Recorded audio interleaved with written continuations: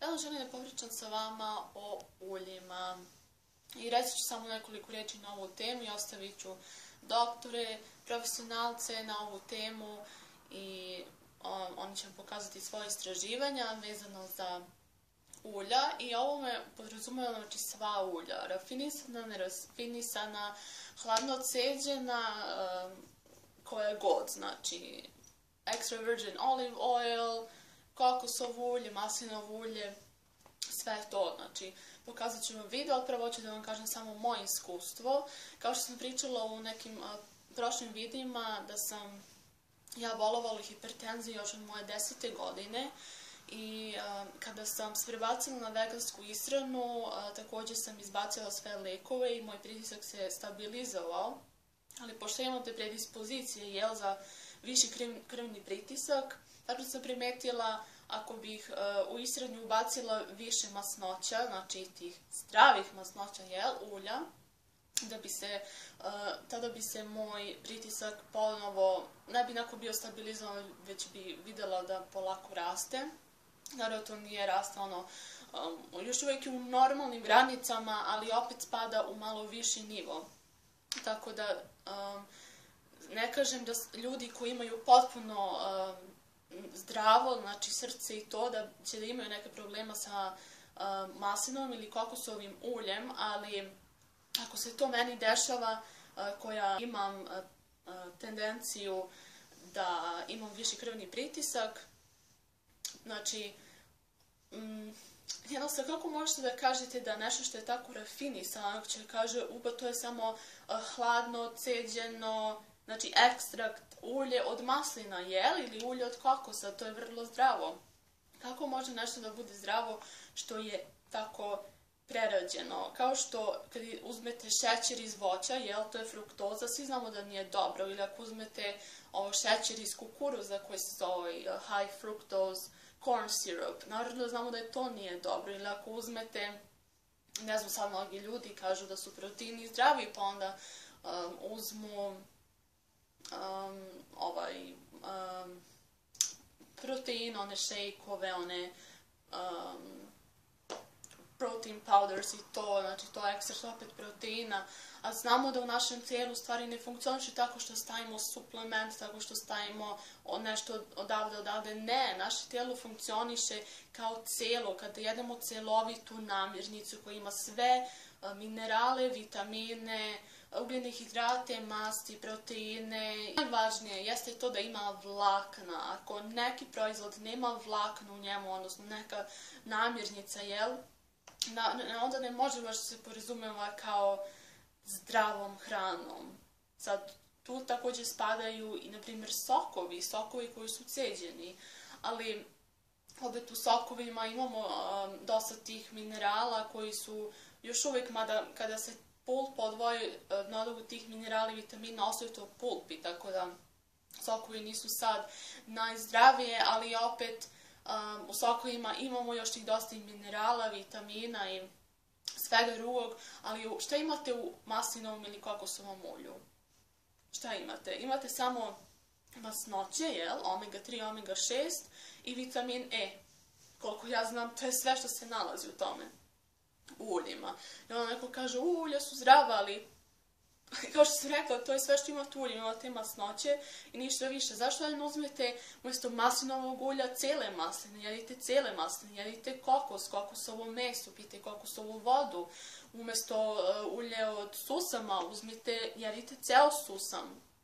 Uzmite, znači, bilo šta što biste iz ulja uzeli, samo jedite tu namirnicu u cijelom obliku onako kako je. Ne znam u čemu je problem i zašto su ljudi tako zbunjeni tim da su ulja dobra. Ima mnogo ljudi koji su mi pisali, inače ovako u inboxu na Facebooku, koji su mi rekli da otkad su izbacili ulja iz njihove ishrane da se mnogo bolje osjećaju.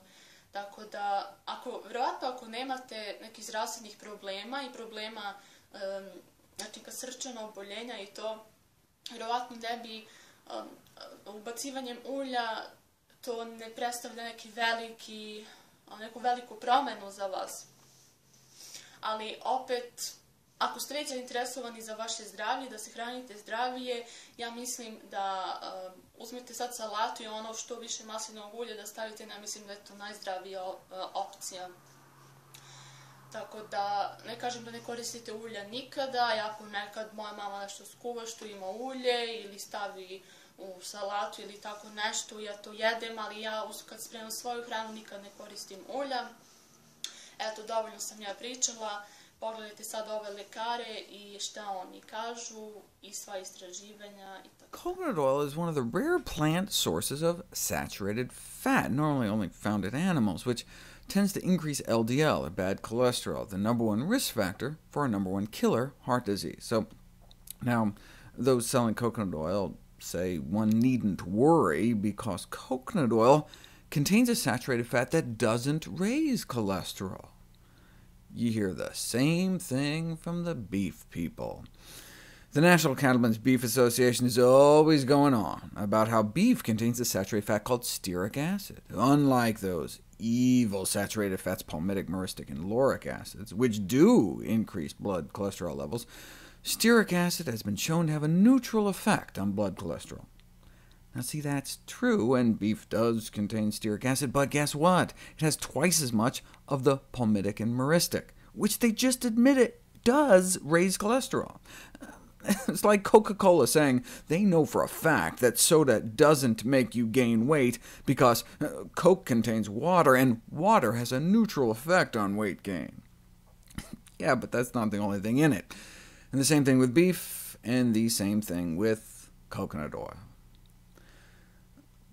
Years ago, I profiled this study that found that cholesterol levels were significantly lower during a coconut oil diet, but only when compared to a butter diet. You know you got a problem when the only way you can make your product look good is to compare it to diets rich in butter. Yes, it made bad cholesterol go up, but not as bad as butter, but how much is that really saying? The first clinical trial involved giving people 2 tablespoons of coconut oil a day for 3 months, and their bad cholesterol went up a bit, but not significantly.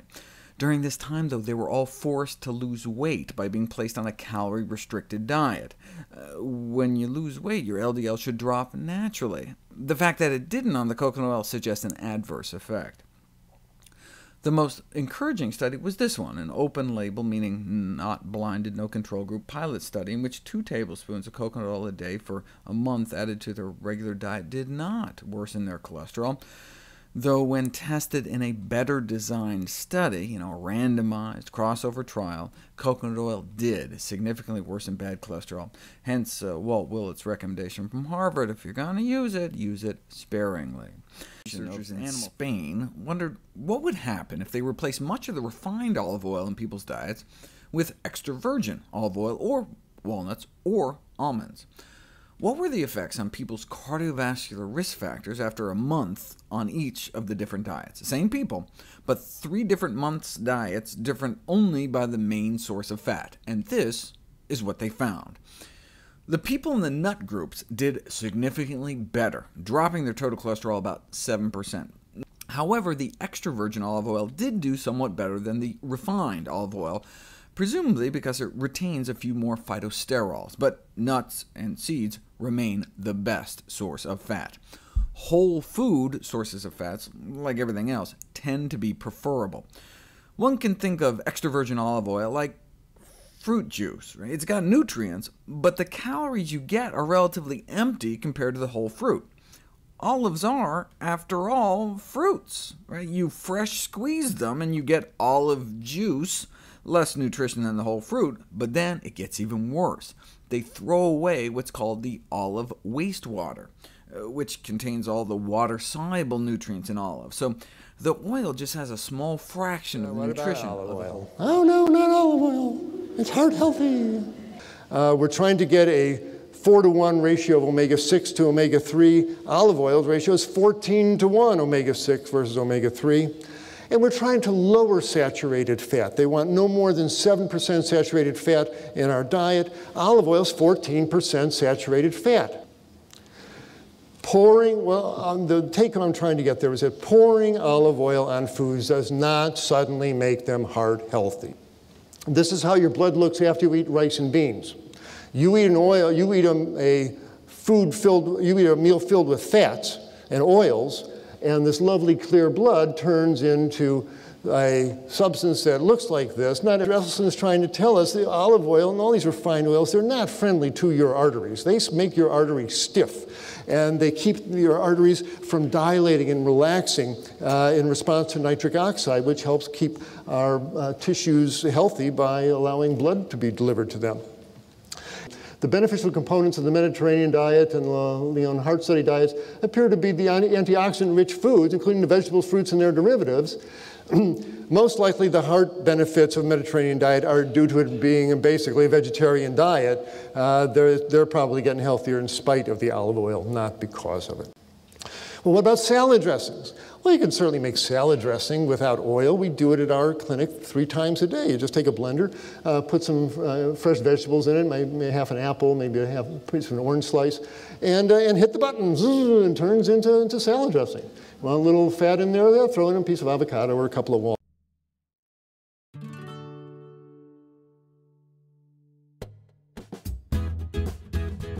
Doručak smo otili banane i smrznutih jagoda.